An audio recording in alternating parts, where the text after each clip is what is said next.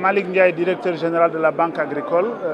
Nous sommes ce matin ici à Ross Béthio en compagnie de monsieur le préfet, du sous-préfet de Ndiaye, de madame la conseillère Wele et l'ensemble de nos partenaires et une bonne partie de nos collaborateurs et la SAED aussi, que je dois citer et remercier, pour procéder à l'inauguration de l'agence de la Banque agricole à Ross Béthio, une agence que nous avons construite depuis un peu plus d'1 an et demi et que nous avons voulu aussi une agence phare, une agence qui incarne un peu nos ambitions dans la vallée du fleuve Sénégal et aussi qui incarne un peu toutes les innovations que nous voulons apporter en termes d'accueil clientèle, en termes d'espace conseil qui sera réservé désormais à la clientèle et qui va nous servir de référence pour les autres agences que nous allons construire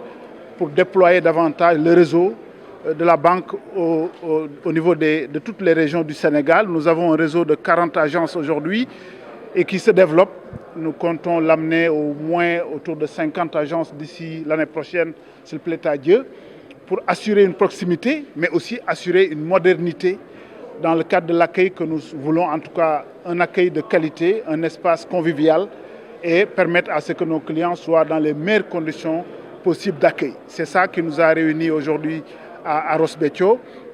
La particularité de Ross Béthio aussi, c'est que nous avons pu bénéficier de l'appui de la SAED qui nous a octroyé gratuitement le terrain de 500 mètres carrés sur lequel nous avons édifié cette belle agence. Et la SAED aussi constitue pour nous un partenaire privilégié que je tiens à remercier du fond du cœur, véritablement, du directeur général, M. Aboubakry Sow, jusqu'au plus petit employé en passant par le DGA, M. Amadou Thiam, et l'ensemble des administrateurs et responsables de la SAED. Je voudrais ici les remercier au nom de la direction générale, mais aussi, je peux me le permettre, au nom de l'ensemble du conseil d'administration de la Banque agricole. C'est un partenariat, comme je l'ai dit, fécond, qui a plus de 3 décennies.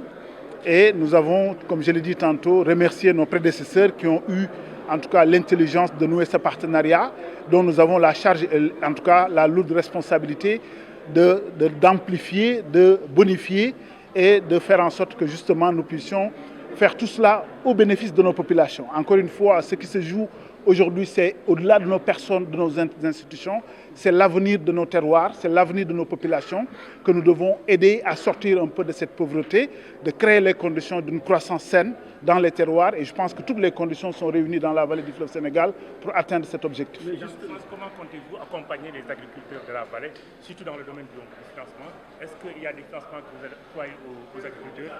Et pour lutter contre la pauvreté, que comptez-vous faire? Je dois dire que nous sommes en terrain connu. La banque existe depuis 1984. Elle a connu une évolution tout à fait acceptable et honorable. Nous avons, au mois de juillet dernier, fait ce qu'on appelle un rebranding. Nous sommes passés de CNCAS à la Banque agricole avec une nouvelle identité, mais aussi une nouvelle signature. On a dit que nous sommes experts et ouverts, c'est-à-dire que nous sommes restés dans le secteur primaire comme leader dans le financement et nous creusons davantage notre expertise, mais nous voulons aussi nous ouvrir aux autres secteurs de la vie économique, naturellement, dans les domaines où nous avons des compétences. Et nous avons le plaisir de vous informer que de plus en plus, la banque a fait évoluer sa conception du métier. Aujourd'hui, nous travaillons sur 2 axes majeurs. C'est un axe de transformation, disons, digitale et un axe de gestion des risques climatiques. C'est 2 maillons essentiels sur lesquels nous travaillons. Et quand je dis nous travaillons pour lutter contre la pauvreté, c'est très clairement le lien que nous faisons avec la nécessité pour nous de trouver, au travers du financement vert, en tout cas, des mécanismes qui assurent la résilience et qui aident les acteurs à être beaucoup plus en capacité de faire face aux difficultés qui peuvent survenir en cas de sinistre. Aujourd'hui, nous avons la Compagnie nationale d'assurance agricole avec qui nous travaillons, mais nous voulons demain, avec notre processus d'accréditation au Fonds vert climat, pouvoir lever des ressources à taux zéro sur le long terme pour appuyer les petits producteurs dont on dit qu'ils sont les émetteurs de gaz à effet de serre, qui sont les petits émetteurs, donc qui nécessitent aussi un appui certain parce qu'ils aussi ils font face à, en tout cas, une certaine vulnérabilité. Quand le changement climatique arrive, ce sont les premiers qui, en tout cas, reçoivent le choc. Donc c'est important, c'est quelque chose de déterminant sur lequel nous travaillons. L'autre aspect, il l'a dit, le financement est un métier. Nous le faisons dans ce que nous maîtrisons depuis plus de 30 ans. Aujourd'hui, l'enjeu pour nous, c'est de diversifier l'offre de services de crédit. Et c'est pour ça que nous avons créé ce qu'on appelle le guichet Crédit Bail, qui permet de rajouter à ce qui existe un nouveau service, un nouveau produit de crédit qui permet à quelqu'un, à un opérateur, d'acquérir du matériel, un bien qu'il peut exploiter sans sortir de l'argent en fonds propres, comme c'était habituellement le cas. Donc c'est un outil que nous avons lancé aujourd'hui officiellement sur l'ensemble du territoire national, bien sûr. Et nous avons pris le temps de négocier avec nos équipementiers, nos partenaires, qui nous ont fait cette belle exposition. Il y a 3 semaines, nous nous sommes réunis à Dakar, nous avons discuté des principes, nous avons discuté des modalités et nous avons insisté sur la nécessité d'assurer non seulement des équipements de qualité, mais un service après-vente irréprochable. C'est les conditions essentielles sur lesquelles nous sommes d'accord avec les équipementiers pour permettre à nos acteurs qui sont sur le terrain, des différentes chaînes de valeur, de pouvoir acquérir du matériel dorénavant dans des conditions qui sont, nous pensons, bonnes en termes d'options d'investissement et de pouvoir aussi renouveler autant que nécessaire avec les technologies qui avancent la possibilité d'avoir de nouveaux matériels. Lorsque vous êtes en crédit bail, vous pouvez en fin de contrat ne pas renouveler mais acquérir du matériel dont l'innovation certainement est plus en avance. Justement, peut-être une dernière question. Quel sera le rôle fondamental donc, de cette agence si nous savons tous qu'il y a la Banque de Saint-Louis qui est à 70 km de Ross Béthio? Oui, cela veut dire simplement que le portefeuille clientèle augmente. Cela veut dire aussi que véritablement l'option que nous avons prise, qui a été une option depuis le départ d'être bien implantée dans la vallée, du delta jusqu'à la haute vallée, c'est une option qui est crédible. Souvenez-vous que nous avons une première implantation à Matam, après est venu Saint-Louis, ensuite Richard Toll.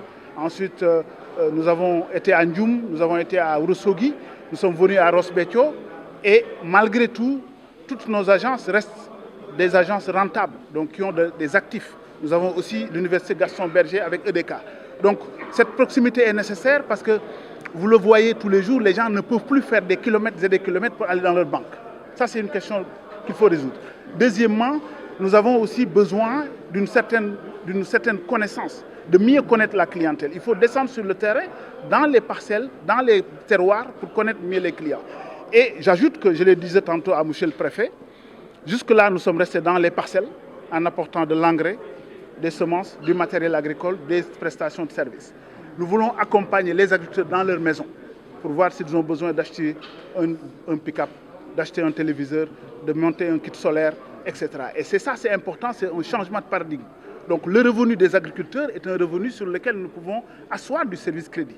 Et nous voulons le faire avec nos agriculteurs et nous pensons qu'ils méritent aussi d'avoir des services nouveaux. Et en plus, je le dis, avec la CNAS, nous sommes en train de déployer un service de micro-assurance, certainement de préparation de la retraite, donc avec une solution certainement de cotisation qui permettrait d'assurer de la retraite à nos agriculteurs, ils le méritent, ou un système d'assurance maladie à côté de ce que fait la CMU, pourquoi pas en partenariat avec la CMU, mais nous voulons en un mot en tout cas permettre à ce que l'agriculteur en tant que métier puisse aussi avoir les mêmes services que le fonctionnaire ou l'ingénieur qui est en entreprise, parce que c'est ça aussi la réalité. Il faut qu'on change un peu de façon de voir nos agriculteurs, nos éleveurs, nos pêcheurs, ce sont des chefs d'entreprise et il faut les traiter comme tels.